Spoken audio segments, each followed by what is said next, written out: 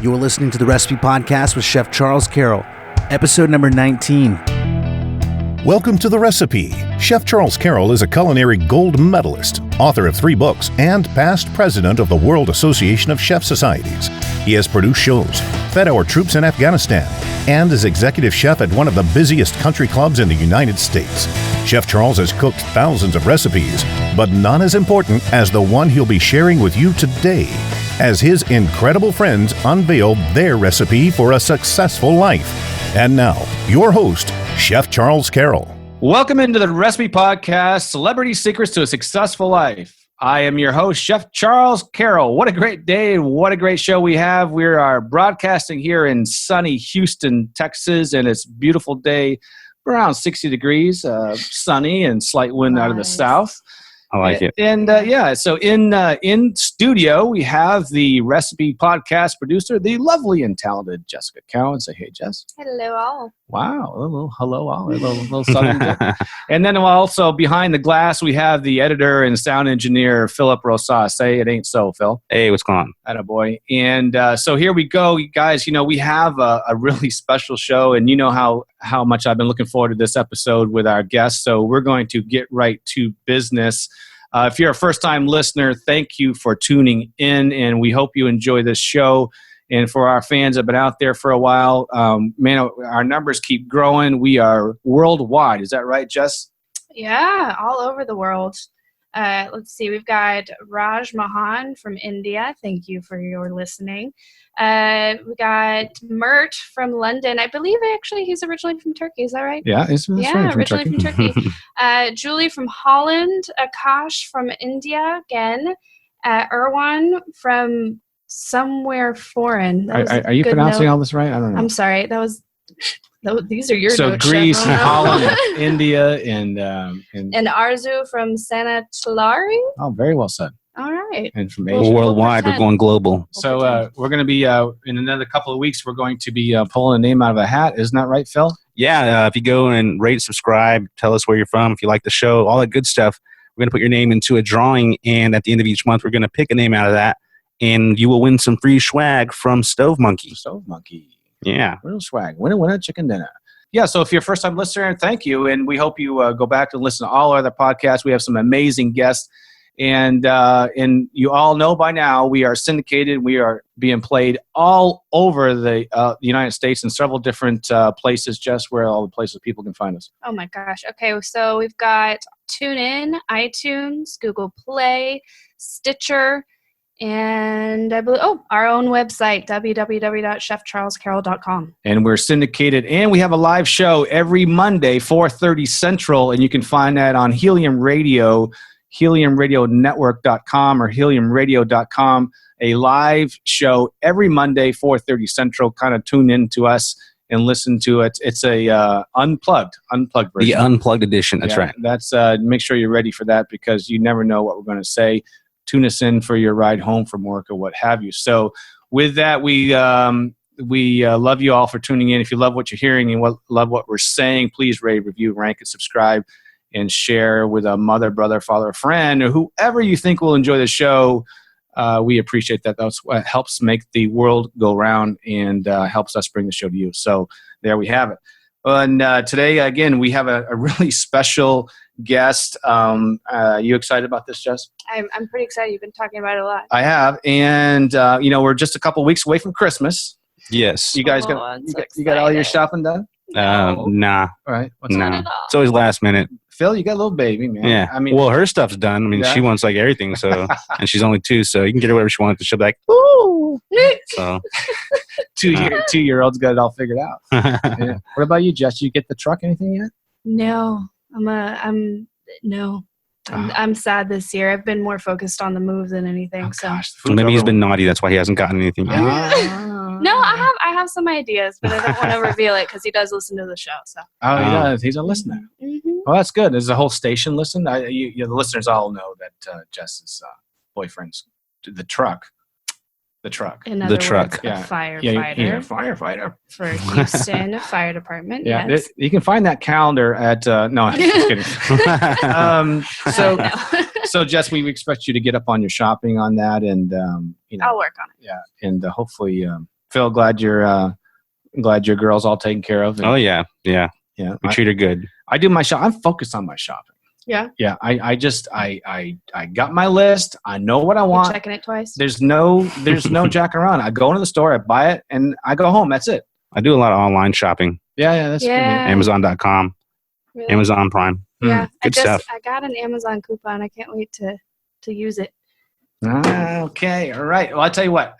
Because our guest today is so special and made such an impact on my life, we are going to take a quick break and so we can just get him in studio. So hang on.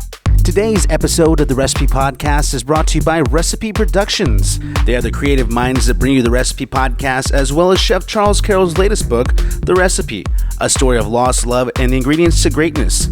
If you'd like to purchase this book or his other books, Leadership Lessons from a Chef and Tasting Success, head on over to his website at chefcharlescarroll.com.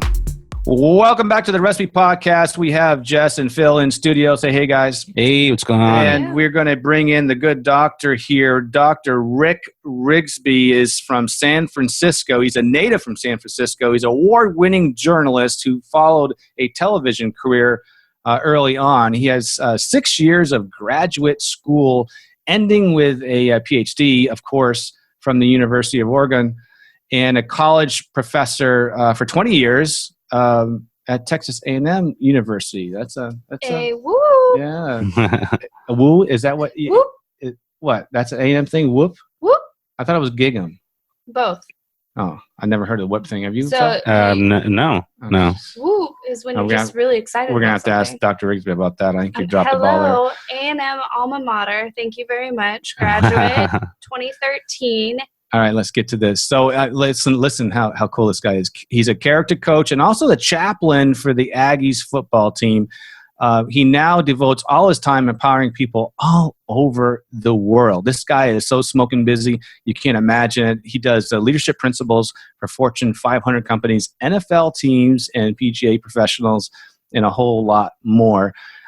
He has many awards to include the prestigious Outstanding Teachers Award by Texas A&M University. Whoop. Yeah. Okay, there we go. Authors of Lessons from a Third Grade Dropout. That was his first book, and he has a new book out, which we will get to. And it's just a really special story about lessons learned from his dad. So let's bring in the good Dr. Rick Rigsby. Rick, welcome to the show, brother. Hello, Chef. How are you? Man, I'm doing so good. I'm doing better now that you're here. Hi, Jessica. Hello, everyone. Hello. Hey, how you doing? So, Rick, your life is upside down. I mean, you were a busy guy. I'm blessed to, I think, 10, 12 years ago, we were introduced by our good buddy Dwight, and we actually I had the pleasure of working with you on a gig, and heard you several times speak, and you made such an impact on my life. You know, I like to do a lot of speaking, but man, you made me really focus and dial in just by being in some of your presentations, and I thank you for that. But you are just smoking busy right now. First of all, Chef, it's a real privilege to be on your podcast. Your quality in every respect. And I remember vividly the engagement where we shared the stage, and I was captivated by you, to say the least. There is something about being around great people that makes you want to up your game. And I so appreciate my association with you. And I'm honored to be on your podcast today. And yes, the last month has been a life changer, to say the least. Wow. Well, tell us about that, man. Yeah, tell us about that. You bet. So in addition to everything else that I did, I was privileged to be a part of Texas A&M from 1992 to 2007 in a variety of different capacities, but I was always speaking on the side. I was speaking in evangelical environments on the weekend. I'm an ordained minister and a pastor. And during the week, I'm speaking to companies and corporations and universities and nonprofits as a motivational speaker. And I so enjoy my speaking. Well, Facebook comes along, and I start to grow my audience. I think I had an audience of, I want to say 5,000 to 6,000 followers, which was awesome. And every time I would post, I would post and I would have views of probably 3, 4, 5,000 people, which was awesome. I remember my biggest thrill was a couple of months ago. I do this engagement and I get to meet Uncle Si from Duck Dynasty. And I believe that night I had like 18,000 views, not because of me, but because of Uncle Si. With that as the backdrop, listen to this. October the 5th, a month ago, October 5th, 2017, I finished an engagement in Tulsa, Oklahoma. I'm relaxing that evening. My wife calls and there's a panic in her voice. And my wife is from the Midwest. She's very calm. She's very calculated.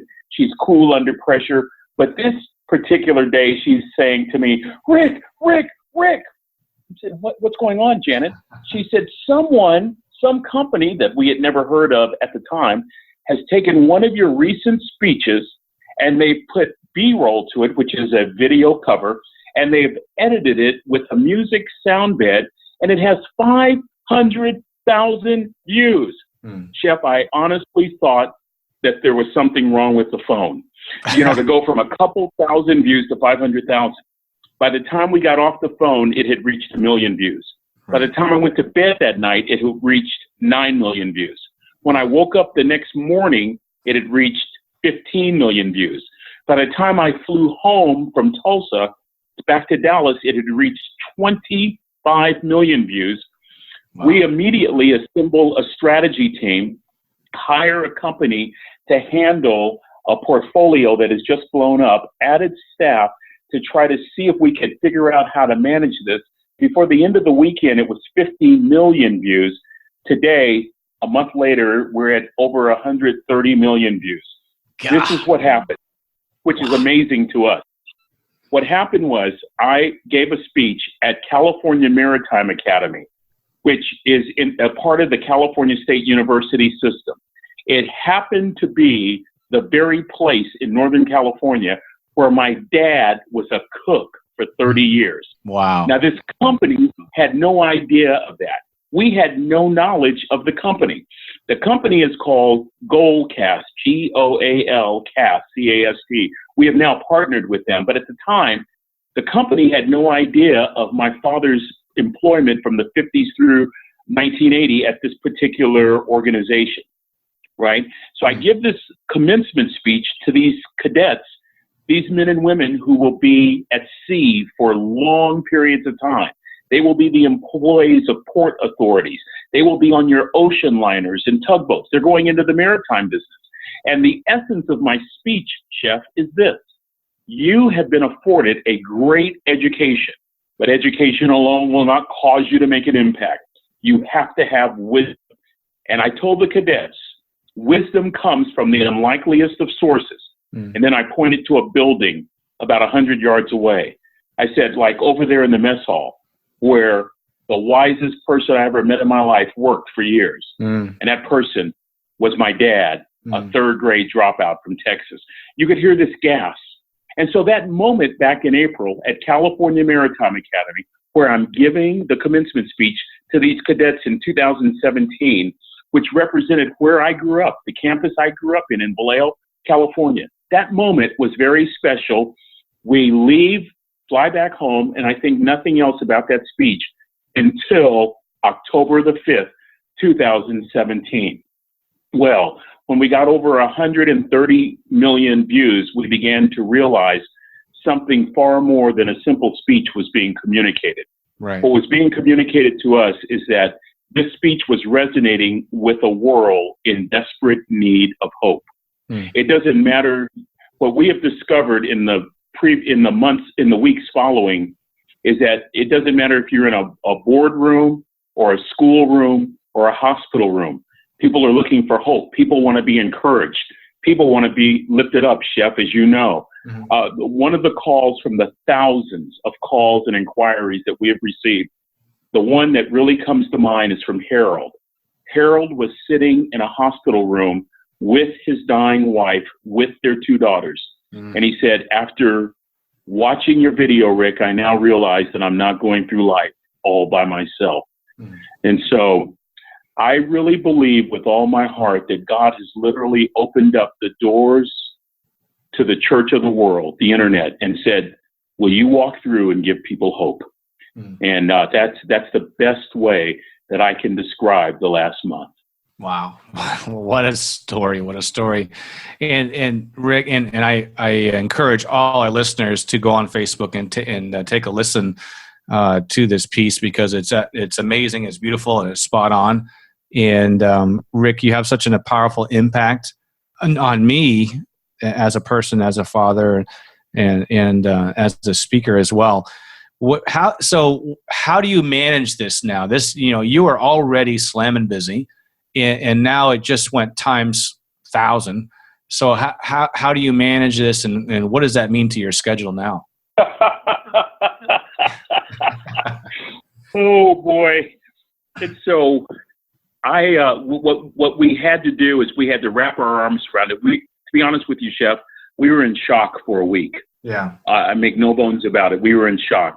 You ever have one of those moments that takes place in your life, and as an award-winning gold medal chef, you know exactly what I'm talking about, where you work, but then all of a sudden, boom, it just happens, and there are no human words to explain it. That's kind of what we have been reeling from over the last month. To answer your question, we hired more staff. We hired a company to help us manage this exploding portfolio. We have had to make amazing adjustments, and we've had to come to some conclusions, which are difficult for me. You can't say yes to everybody. You cannot accommodate everybody. You have to stay in your lane, and you have to remember your purpose. Right. Here's my purpose. I believe, because of what I went through, which I'll share in a moment, I believe that my purpose is to give hope to people. That's why I was born. And so you do the best you can. You stay in your lane. You follow your purpose. And what I am learning, and trust me, this is the most difficult lesson. It is about being gracious. It is about being humble. It is about learning to set boundaries and borders. Because I will tell you, to go from a couple thousand to millions has placed a demand upon our discipline and our focus, the likes of which we've never seen. And this, Chef, is what I think happened. You know this story, but your listeners don't. Mm-hmm. My college sweetheart, my best friend, the mother of my children, and my wife in 1991 is diagnosed with breast cancer after years of marriage. 6 years later, me and my boys walked up to Trina's casket. And the lessons that I had learned from a third grade dropout, simple lessons that now represent the core competencies that I teach all over the world. The final lesson was taught to me by that third grade dropout cook, my dad, when we stood at Trina's casket.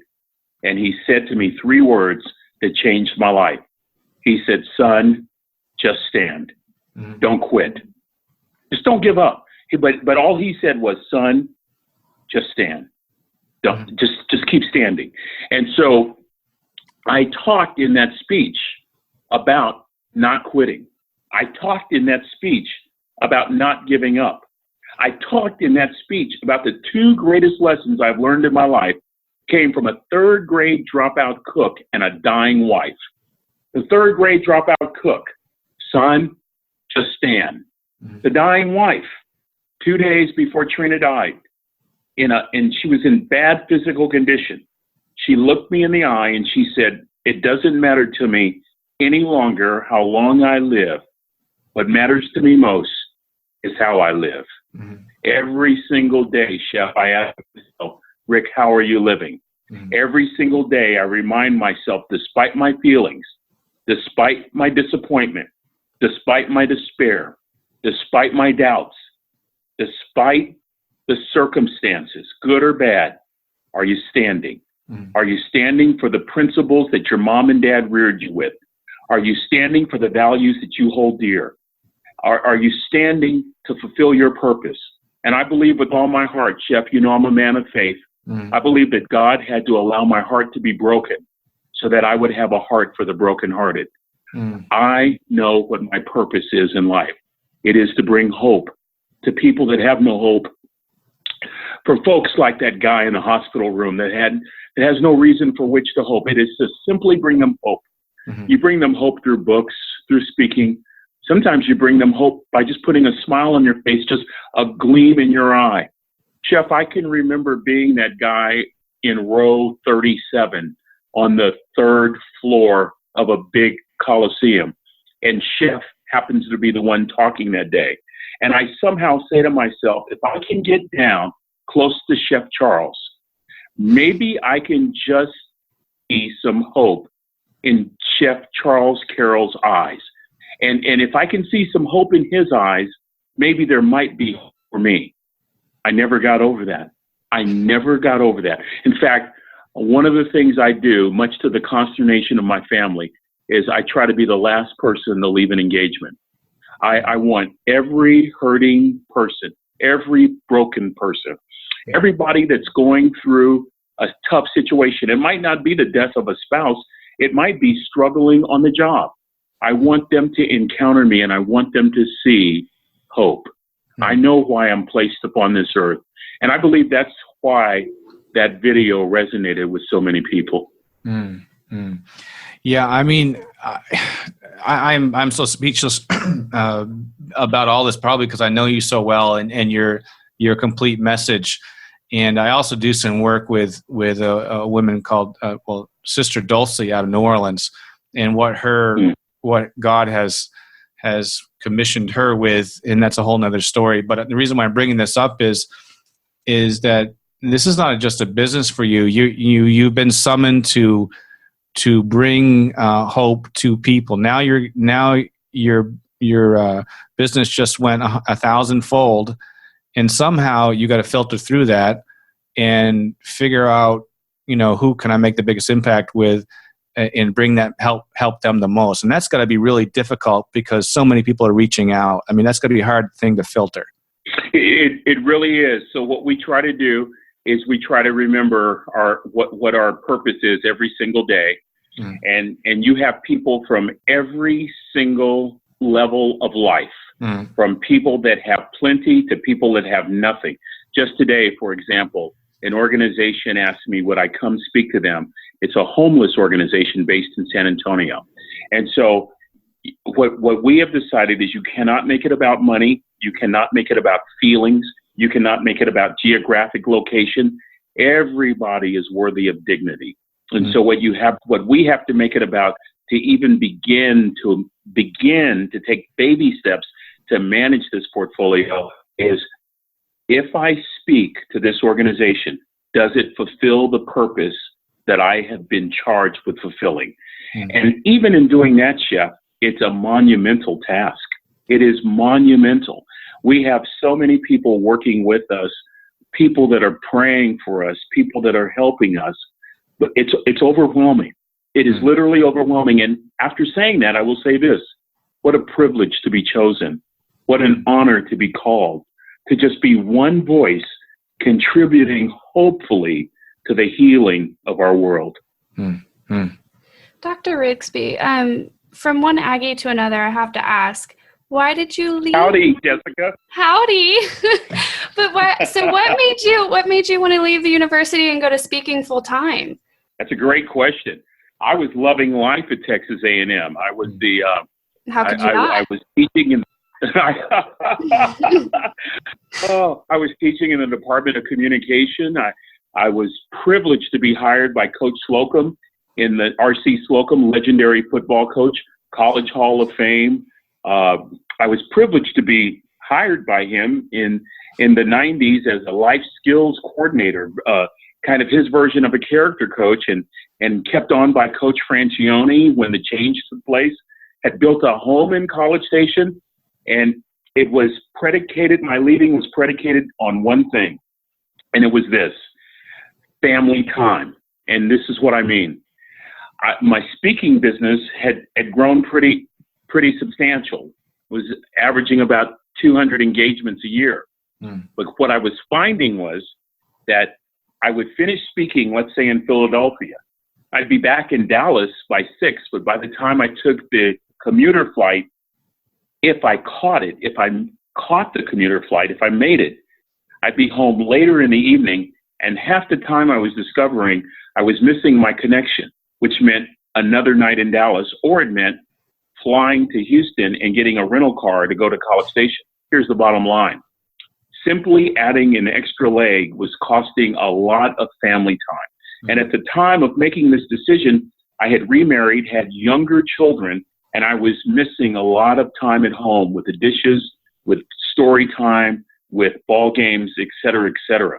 And so our moving to College Station was literally predicated upon the fact that I would have more direct flights and more time at home as opposed to on the road as a result of not having to catch that later commuter flight. That was the reason we really were led to leave College Station. What a beautiful community. Mm. Yeah. You know, Rick, I got to tell you quickly, Lou Holtz is a friend of the show and a friend of mine for many years. We went to Afghanistan together, and he tells a story. He had a kicker on the team back in the day, and at the time, for some reason or other, the kicker did the extra points, the kickoffs, and the punts. One guy did it all. And one day he went into the coach's office. He said, "Coach, this is ridiculous. I'm exhausted. I'm mentally exhausted. My leg is tired of overworked of practicing and trying to make all these. And then it's the focus, the strategy, all this. I can't deal with this anymore. You need to get some more kickers in there. I need some help." And coach says, "Well, we can only take X amount of players on our away games, and the plane only has so many tickets, blah, blah." He says, "Coach, we're traveling with 3 chaplains. For crying out loud, can't you leave 2 of those guys home and we can bring on another kicker?" And he said, "Son, if you start making some more field goals, I don't have to bring all those chaplains." Anyway, don't you love Coach? he's a crazy guy. But Rick, we have a few more minutes, and I want you to share some more of these amazing life lessons from your dad, and so some of our listeners can hear some of your wisdom and great stories. Do you have any that come to mind that you'd like to off the top of your head? I sure do. Thank you for the opportunity, Chef. My dad grows up in Huntsville, Texas, and after World War II decides to move to Northern California, where he falls in love with my mom, and they rear their family there. I'm the oldest of the lot.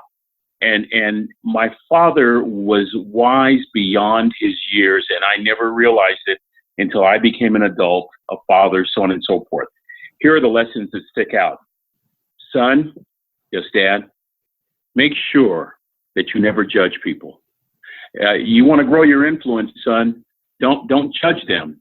How can you impact somebody that you're busy judging? What a profound lesson. I have to tell you a story real quick, Chef.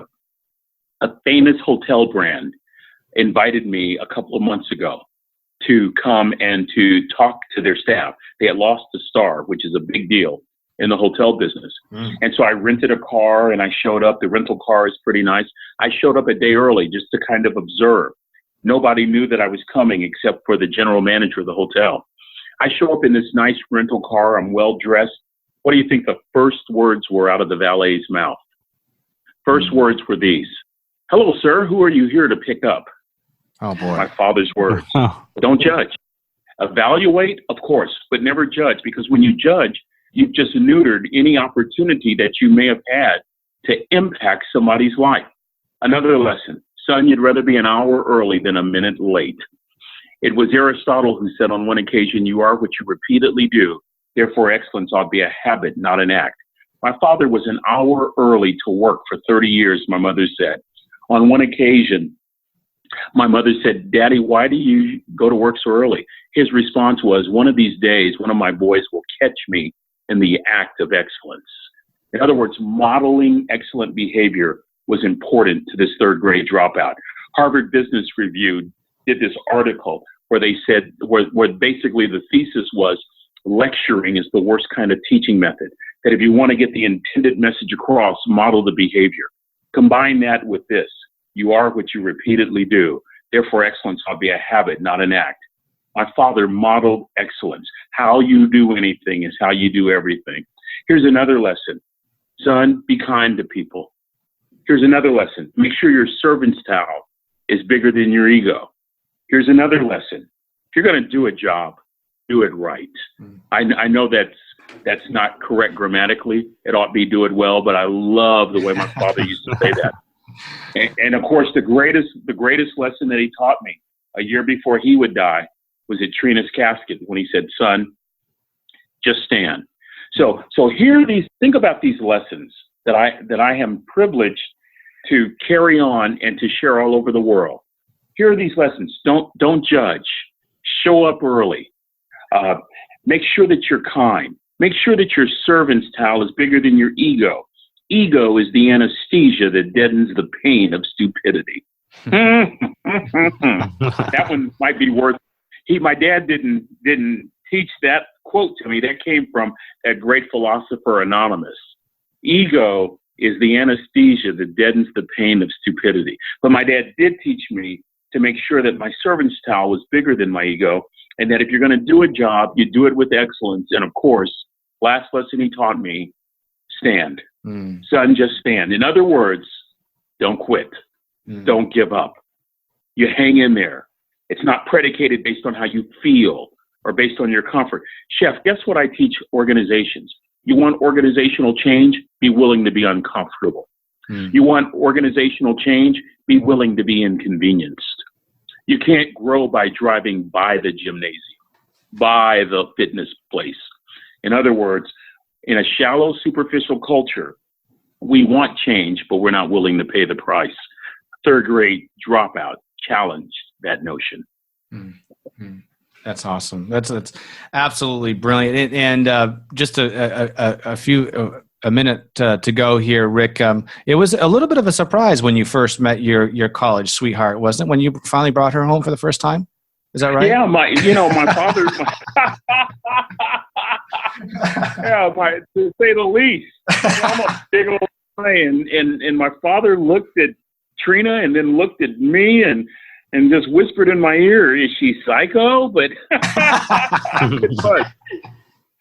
can I just tell you though that I always thought that I know time is running out. I'll make this very quick. I never thought I'd find love again. I never thought my heart would beat again. I thought my little boys would be damaged for life, but I eventually started speaking again. And I remember one day in College Station speaking, and I spotted the most beautiful woman I've ever met in my life again. Right after Janet and I were married, first thing Janet did was she adopted our boys, fulfilling Trina's last wish to me, that her babies not go through life without a mommy. Then we had more children, and it's been a miracle. You talk about giving people hope. Sometimes all people need to see is the possibility, what might be, what can be. And that really sets up the book that's coming out next month, that was finished, interestingly, the day before this video went viral. Wow. And the book is titled Afraid to Hope, where I advance this notion that hope is really inside of every one of us. It's transformative. It's dynamic. It shouldn't be relegated to the basement of human emotion. It's not a wish. And what I try to share with people, Chef, is this one belief that comes out of my struggle. Hope was always there. I just didn't see it. I was afraid to. Wow. That's awesome. So the new book it's available now? No, not yet. Okay. It's at the proof. It's at the proofreaders while we speak. It will be available in time for Christmas. It's titled Afraid to Hope. Okay, super. And we can get that on Amazon. Yeah. Well, you get your copy from me. I appreciate that. I want a copy. I appreciate that. So it'll be available on Amazon. And also, what about your website, Rick? Thank you for asking. Please connect with me at rickrigsby.com and follow me on Facebook at Dr. Rick Rigsby. And we'll definitely put that in the show notes. Yeah, we'll put all that stuff in the show. So appreciated. Yeah, man. I hope you're in Houston sometime soon. You know where to come to get a good meal, huh? I sure do. What a blessing it has been to be with you and with Jessica and with your producer. I just so appreciate this opportunity, Chef.